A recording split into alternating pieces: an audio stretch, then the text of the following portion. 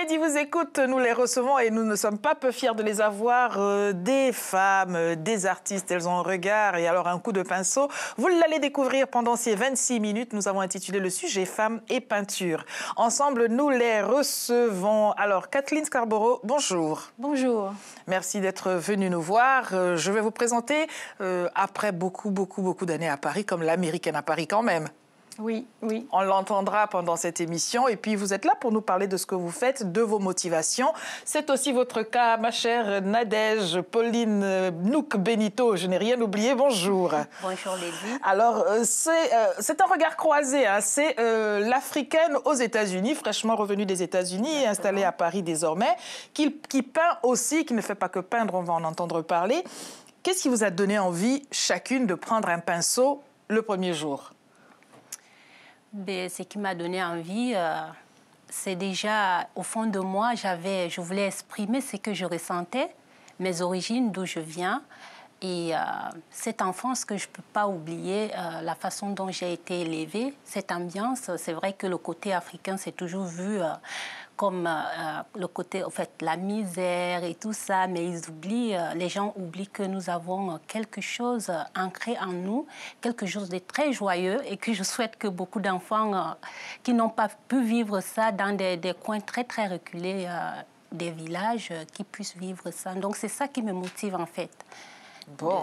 Et quand on commence à peindre pour la première fois, est-ce qu'on se dit j'essaye ou est-ce qu'on y va franchement parce qu'on sent qu'on peut? Est-ce qu'on apprend? Est-ce qu'on sait faire toute seule? Voilà une bien grande question. La question que se posent beaucoup de nos téléspectateurs, très certainement, Kathleen. Oui. Quand on se met à peindre, ou alors on a, comme moi, j'ai eu un maître de peinture qui était extraordinaire, que j'ai rencontré quand j'avais 19 ans. Moi, je suis arrivée dans un atelier aux États-Unis. J'ai vu cet homme qui venait de Trinidad, d'ailleurs, qui avait été éduqué à Londres. Quand j'ai vu ses peintures, j'ai eu une sorte d'explosion intérieure. Je me suis dit, c'est lui qui peut m'apprendre ce que j'ai à apprendre. Car vous vouliez déjà apprendre? Oui, j'étais dans un atelier de peinture. D'accord. Et nous sommes restés amis jusqu'à sa mort, et je suis restée son élève jusqu'à sa mort. Et après, j'ai pris ses élèves quand il était malade et fatigué. Et j'ai enseigné cette technique qui vient en fait de la Renaissance flamande et italienne. Donc, ça prend un certain nombre d'années déjà pour l'acquérir. Et puis, après, j'ai pu le transmettre aussi, ce qui était très important pour moi, à des jeunes aux États-Unis qui peignent très, très bien. Voilà. C'est un enchaînement entre l'élève, le maître et puis le retour. C'est un échange. Alors, très bien, Nadège, quand on veut se mettre à peindre, on a envie de partager ce qu'on a au fond de soi, on a envie de faire découvrir l'endroit d'où l'on vient, c'est bien. Mais comment fait-on si on ne sait pas peindre? Est-ce qu'on se lève un matin en se disant « ça y est, je sais, il y a peut-être un cheminement ». Quel a été le vôtre? Ce que je dirais, c'est... je pense qu'on ne se lève pas juste un matin et décider de peindre. Je pense, d'après tout, que c'est un don. Parce que moi, je n'ai pas vraiment appris à peindre. Mais à chaque instant que je prends le pinceau, j'ai une inspiration. Je me mets à peindre et j'essaie de représenter la femme africaine, les enfants, cette joie. Avant tout, ce que je fais, c'est... en fait, ça, c'est ce que je ressens avant de peindre. Oui. Je prie. Prie, oui, voilà. Je prie, c'est un peu étrange, mais je prie parce que je me dis, mon inspiration, ça vient...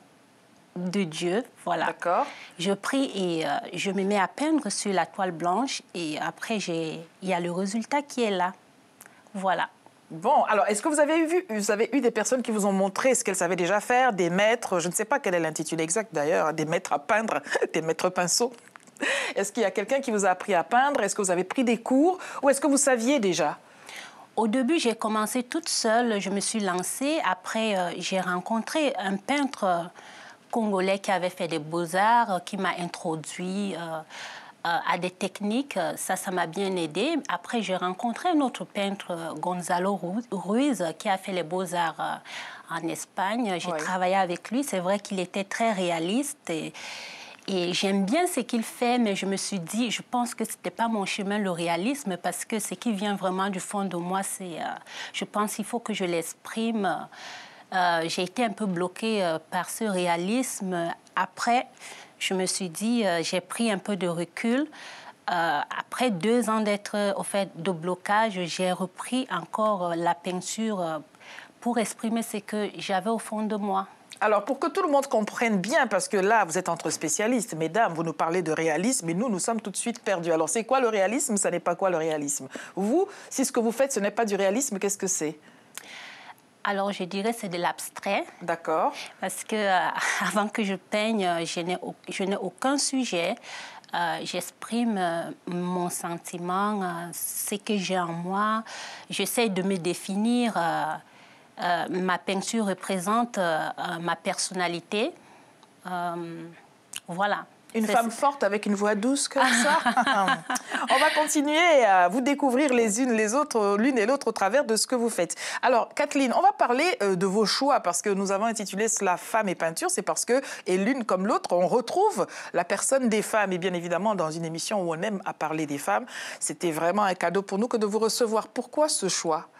Déjà, c'est très ancien en peinture. Le modèle, c'est souvent la femme. Mais moi, c'est surtout parce que, d'abord, le monde des femmes m'est accessible. Hein, je suis une femme moi-même. D'accord. Après, j'en avais parlé avec Pauline tout à l'heure, ce qui m'intéresse, c'est une culture qui est différente de la mienne. Pourquoi? Parce que je la vois mieux. Comment ça? Moi, je trouve que quand on grandit dans sa culture, on sait tout. Le téléphone, ça marche comme ça, les patates s'épluchent comme ça, on sait tout faire. Et puis, quand on va ailleurs, on voit que tout peut être fait autrement. Et on a un œil beaucoup plus aiguisé sur cette autre culture. Oui. Et donc, quand je suis allée en Inde et j'ai vu cette culture, c'est très différent de l'américaine que je suis ou la française que je suis devenue, moi, j'ai trouvé ça fascinant. Et puis, la beauté des tissus, la couleur, ça m'a complètement séduit. Et aussi la pensée indienne. Parce que je pratique de la méditation depuis longtemps. Donc, il y a une philosophie, il y a une ambiance. Et puis, c'est vrai que les femmes sont, même si elles ont 3 sous, ce sont des déesses avec leur façon de s'habiller et de se parer. Voilà. Bon, alors, on va regarder, parce que vous en parlez, je vous regarde, je devrais regarder mon écran et découvrir en même temps que nos téléspectateurs ce que vous réalisez. Quel a été le retour des personnes autour de vous de découvrir ce que vous faisiez sur les femmes en Inde, par exemple? Qu'est-ce qu'on vous a dit? Ce qui m'a beaucoup rassurée, parce que je peins une culture qui n'est pas la mienne, c'est le fait que les Indiens aiment autant, sinon plus, mes peintures que les Occidentaux. Et qui se retrouvent et qui se reconnaissent dans l'univers que je montre. Ça, c'était très important pour moi. C'était pas un coup de pinceau étranger, donc, à leur Non, à leur ils m'ont dit, je me ressens tel que tu me représentes. Ça, c'était très important pour moi. Et donc, c'est peut-être le don que j'ai qui est un peu particulier, c'est d'aller à l'intérieur de la personne et de montrer comment cette personne se sent. Je serre les dents, là. J'ai peur que vous rentriez au-dedans de moi à mon insu pour me dire comment je me sens, devant tout le monde qui plus est. Alors, très bien, quand on peint, en général, on ne peint pas que pour soi. On peint pour soi, c'est vrai, mais après, on veut montrer ce que l'on fait. On a quelques images de photos d'exposition. C'est donc au Fonds monétaire international, tout de même. Comment fait-on pour se retrouver à exposer là-bas, quand même? Aux États-Unis, en plus. C'était à travers un groupe déjà de peintres. Nous avons un projet. Un groupe de femmes peintres ou de peintres hommes et femmes? Femmes peintres. D'accord. Voilà. Et nous avons décidé, et nous n'avons pas seulement exposé au Fonds monétaire international, nous avons exposé à l'ambassade de France à Washington, et nous exposions partout où les gens pouvaient nous ouvrir les portes. Oui. Tout ça pour valoriser aussi l'image de la femme, en quelque sorte, pour montrer que la femme, elle peut aussi peindre. Donc, Et que vous disent les gens qui voient votre travail dans un environnement, un peu comme Kathleen, un environnement finalement qui n'est pas le leur? Quelle est leur réaction sur votre travail? Ils sont très curieux, ils aimeraient savoir, ils adorent les couleurs. Et moi, je suis très contente de faire valoir cette culture-là qui paraît exotique, mais les gens apprécient beaucoup, et juste pour véhiculer le message. Tout à l'heure, vous disiez, Kathleen, que vous êtes une fervente militante de ce que les disciplines artistiques rentrent dans le milieu scolaire. Parce qu'on parle souvent de disciplines parascolaires. C'est là où on emmène les enfants à l'atelier de peinture quand il n'y a pas école ou après l'école. Est-ce que vous pensez, et l'une et l'autre, qu'aujourd'hui, il faudrait faire une démarche volontariste pour que ça fasse partie des disciplines? D'ailleurs, il y a un peu de musique, un peu de peinture à l'école, mais bon... C'est un peu symbolique. Hein. Un peu symbolique et un peu de barbouillage aussi. Alors je pense que si nous voulons préserver un acquis culturel, nous avons tout intérêt à le mettre à l'école. Parce que sinon, l'incroyable histoire de la peinture française et européenne, comme on le voit au Louvre, comment la population va s'approprier de ça et le protéger? Une culture, ça peut se perdre si elle n'est pas nourrie. Et si on ne le met pas à l'école, ça veut dire qu'il n'y a que les parents qui pensent que c'est important que l'enfant puisse connaître ça, qui amènent leurs enfants dans les musées, qui leur donnent des cours de danse ou de musique. Et dans ce cas-là, nous avons une disparité sociale parce que celui qui ne l'a pas à l'école, il ne l'aura point. Il l'aura point. Il ne pourra pas avoir accès à cet univers si riche et ça serait vraiment dommage. Un avis sur ce point-là, Nadège. Est-ce que vous pensez, autant vous parlez là de la culture de Louvre, même si ça n'est pas à l'école pleinement à 200%, mais on sait qu'en Europe, le grand public a la culture des disciplines artistiques, tout au moins en tant que consommateurs, même s'ils ne sont pas acteurs eux-mêmes. Mais pour parler du public africain, est-ce que vous n'êtes pas, vous et tous ceux qui font de la peinture, comme des extraterrestres au milieu de vos compatriotes? Parce que ça n'est pas d'abord ce vers quoi on se dirige en tant qu'Africain, ça n'est pas nécessairement ce que l'on sait faire ou ce que l'on a envie d'apprendre à faire. C'est vrai que généralement en Afrique, une femme peintre, c'est pas, je vais pas dire que c'est mal vu, mais je veux dire que c'est un peu... c'est étrange. C'est étrange, ça veut dire que tu veux pas faire grand-chose. C'est-à-dire c'est pas très, très bien pris. Mais... c'est considéré comme de l'oisiveté? Exactement, peut-être juste, c'est juste pour se faire plaisir, ne pas faire grand-chose. Mais moi, j'aimerais encourager toutes les personnes africaines qui ont quelque chose peut-être à partager dans l'art, qui veulent peindre, de ne pas se laisser influencer par les autres, quoi, parce que c'est vraiment important de se définir dans la société et de faire valoir ces cultures si possible, parce qu'il y a des gens qui ont des dons qu'il faut exprimer.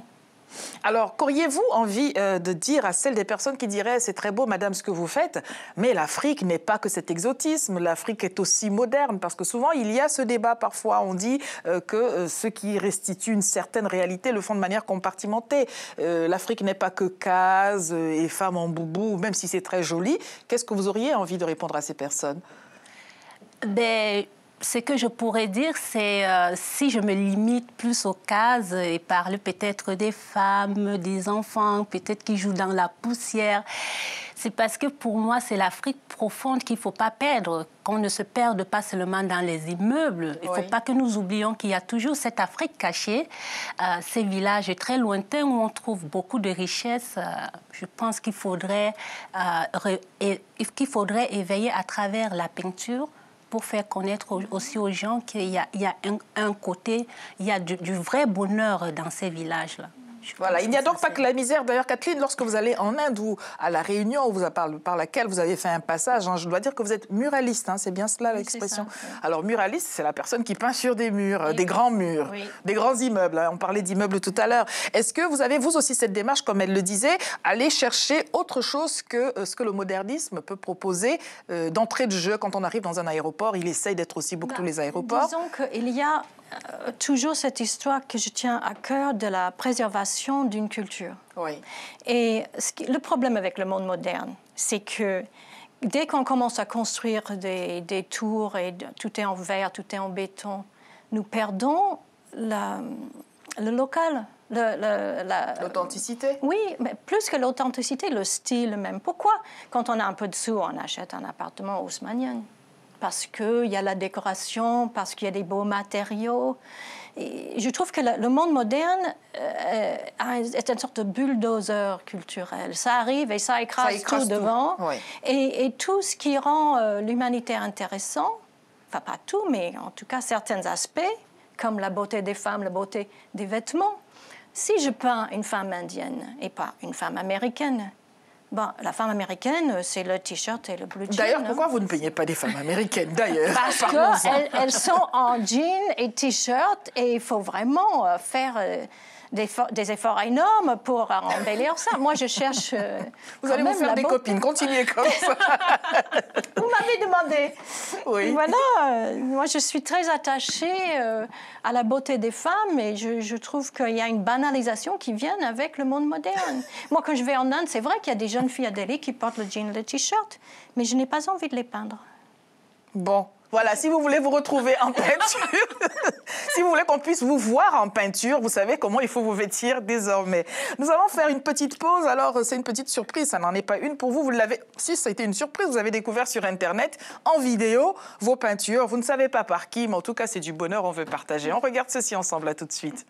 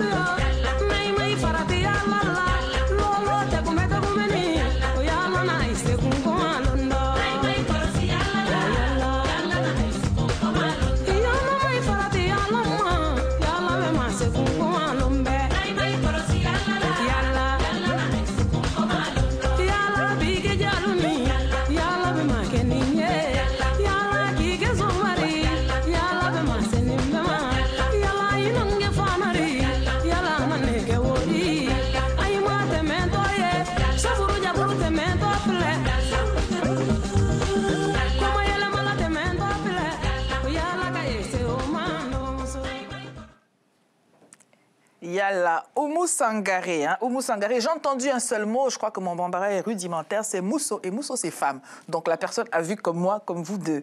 Si vous voulez, mesdames et messieurs, écrire à nos invités, notre adresse internet s'affiche sur l'écran, ladyvousécoute@telesud.com. Et bien sûr, mesdames, vous prendrez la liberté de répondre à nos téléspectateurs et de continuer cette discussion avec eux. Nous n'avons pas fini. Je voudrais rebondir sur un point. Vous disiez, les femmes aux États-Unis, elles sont vêtues en t-shirt et en jean, et c'est un tout petit peu difficile d'embellir cela. Alors vous qui revenez, je le disais au début de cette émission, vous avez vécu aux États-Unis suffisamment longtemps pour rebondir à cela. Est-ce que c'est vraiment jean et t-shirt ou autrement? Oui, c'est vrai. C'est jean, t-shirt, pull. Ça, c'est sûr, c'est vrai. Je rejoins son idée. Quand on veut peindre, surtout moi, j'aime le mouvement. Je pense à ces femmes, ces hommes qui mettent les boubous. C'est très important quoi, de représenter ça. C'est vrai que le jean avec le t-shirt, non, le jean, pull, tennis, ça fait pas, c'est pas ça, quoi. Dans la peinture, c'est pas ça. Mais c'est peut-être un choix. J'aimerais bien qu'on revienne sur la photo que l'on voyait en fond d'écran, que l'on voit en grand écran, pour parler du vestimentaire. D'ailleurs, c'est donc vous en train de peindre, si j'ai bien compris. Mais pourquoi êtes-vous en robe de mariée? Non, pas en robe de mariée. Non, en fait, c'est pas en robe de mariée, mais c'est juste... Oui. C'est juste vous en train de... Ah, elle est partie la photo. Bon, alors c'est juste vous en train de...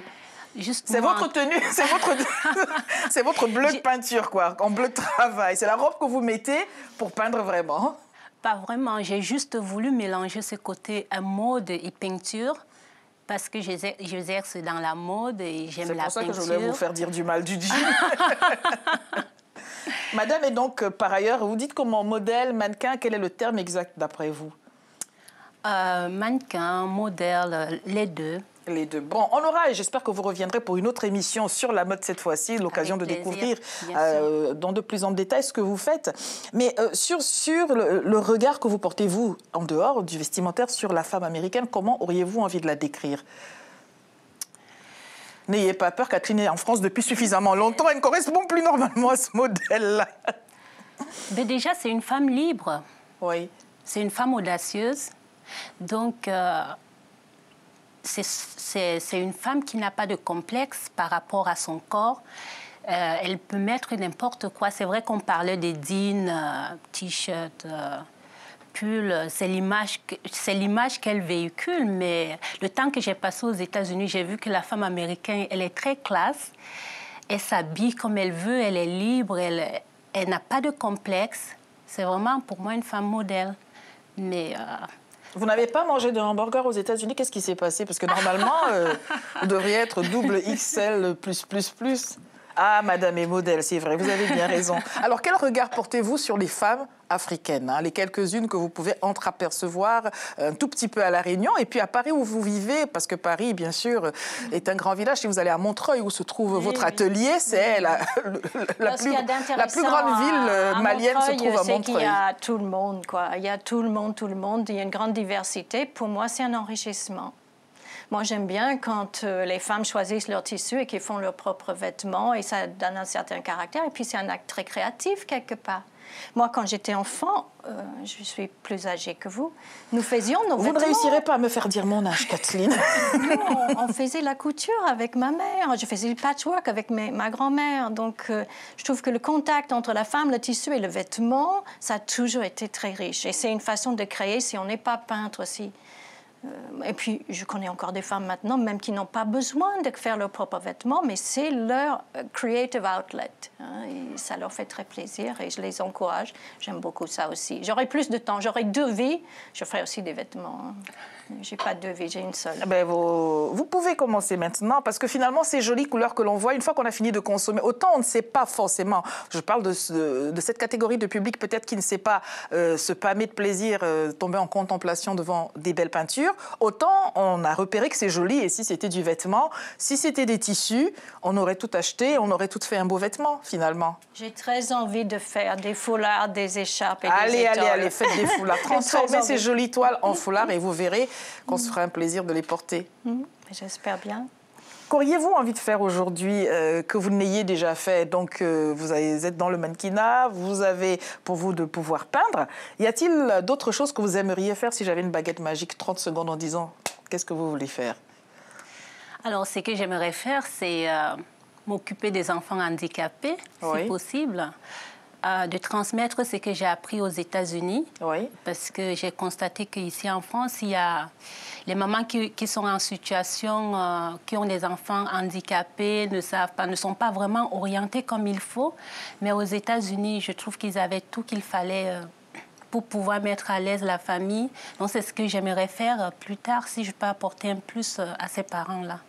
Voilà. Bon, je sens que on avait dit les mails, mais après l'émission. Hein, c'est après l'émission que vous faites vos mails. Vous regardez jusqu'à la fin. Est-ce que vous auriez envie de nous faire une exposition en France aussi? Parce que là, succinctement, nos téléspectateurs ont pu voir. Peut-on espérer que désormais que vous êtes en France, en tout cas pour le temps que vous y êtes, que vous puissiez préparer une exposition et puis que pour le plus grand plaisir de tous, on a des galeristes qui viennent souvent sur le plateau et puis peut-être... Allez, je gagnais ma journée, j'ai créé du lien social, un partenariat avec Kathleen, voyons. Oui, ça serait sympathique. Ben, c'est avec plaisir, de toute façon. Voilà qui est dit. Kathleen, qu'auriez-vous envie de faire? Alors, on a compris les foulards, les vêtements et... Mais la peinture, ça sera jusque le dernier jour, parce que c'est toujours nouveau. J'ai l'impression de courir après quelque chose qui m'échappe chaque fois. Donc, je termine une toile, tout va bien dans le monde. Oui. Et le jour après, je me dis, oui, mais je veux faire autre chose. Et ça revient, donc... Est-ce que l'actualité vous donne envie d'en peindre quelque aspect que ce soit? Aujourd'hui, on est là sur la place parisienne, attentat à gauche, attentat à droite, il faut serrer les dents en sortant. Il ne faut pas oublier que la vie est belle. Il ne faut pas oublier que les enfants sont jolis, qu'on a envie de les prendre dans nos bras et que les femmes sont ravissantes. Il ne faut pas oublier que d'abord, nous pouvons être heureuses, d'être là, d'être vivantes, d'être en bonne santé. Et que nous avons le droit de l'être heureuse. Et nous avons un panoplie d'activités possibles. Il faut garder vraiment une attitude positive vis-à-vis de tous les choix que nous avons. Je suis du même avis que vous. Vous êtes d'accord? Pourquoi? Ah oui. Parce que moi, je suis quelqu'un de très positif. J'aime la vie.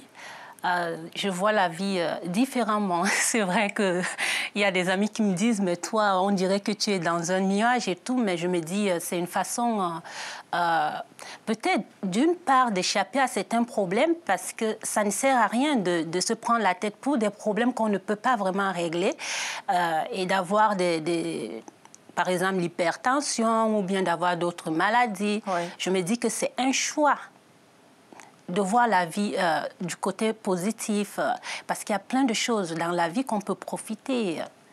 Voilà, pour moi, c'est une forme de thérapie. Et tous les matins, on a chacun un beau cadeau, c'est deux yeux. On regarde autour de soi et on voit de très belles choses. D'ailleurs, les spécialistes disent que 95% des choses pour lesquelles on s'angoisse finissent par ne pas arriver. Non, mais quel gâchis, non? Quelle perte d'énergie. Oui. J'ai entre les mains, je voudrais quand même les montrer. Alors, La Réunion 2, regarde, c'est des ouvrages que l'on peut trouver quelque part, Kathleen. C'était édité par le Musée de l'Homme quand il était encore à Trocadéro. Je pense, je ne sais pas si on peut encore obtenir ce catalogue. Peut-être au musée de Quai Branly, je ne sais pas. Alors, le Musée de l'Homme. On va parler des hommes quand même pour finir cette émission, parce que nous ne sommes pas comme ça. Nous, dans Les 10 vous écoute, nous parlons des femmes, des femmes, des femmes.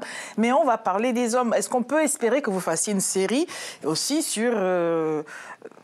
D'ailleurs, ça fait bizarre, je n'ose même pas le dire. Là, autant je disais, vous peignez les femmes, et j'étais très à l'aise de parler ainsi.